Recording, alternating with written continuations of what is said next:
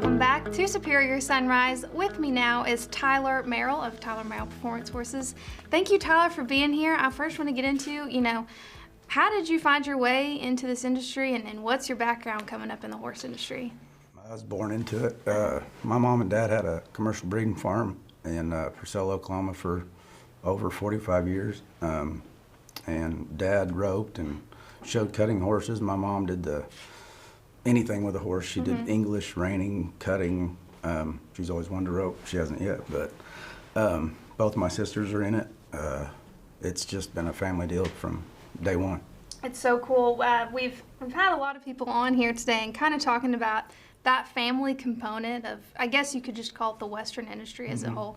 It must be, so incredible to be making your living that when you're involved with your family. Yeah, doing what you love.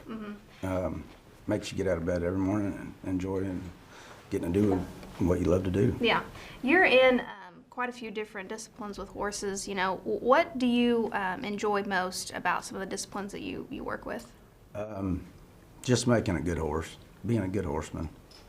I always tell people I let that horse guide me.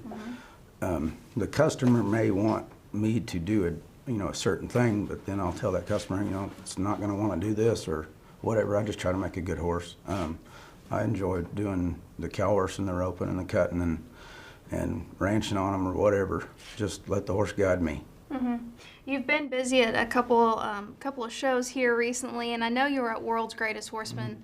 If nobody's ever been to that, being there that final night is incredible. Being in the arena, tell me, what is it like when that energy is all around you? Nothing like it.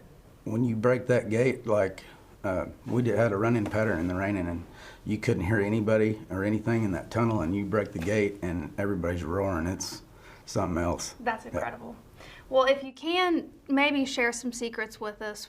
Maybe what are some of your favorite bits? What are your favorite tools of the trade? Kerry Kelly bits and spurs. Probably my favorite Kerry Kelly bit is what we call the S shank. It's the 10 shank. And then all of his spurs I love.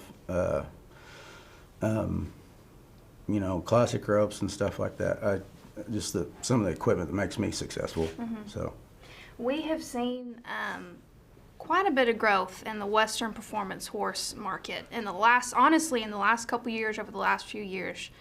But what are some qualities that you feel like you still continue to look for in the young horses you're going to train? Conformation, their mannerisms, their heart.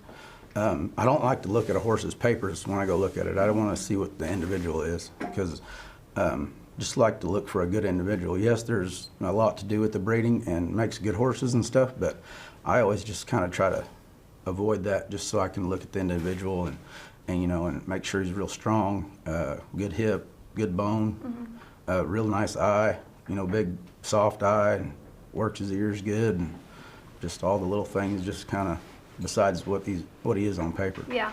Well, thank you so much for being here and bringing some of your insight for your take on the horse industry. Appreciate you being here. You bet. Thank y'all. Don't go anywhere. Charlie Cummings joins us to close out the show.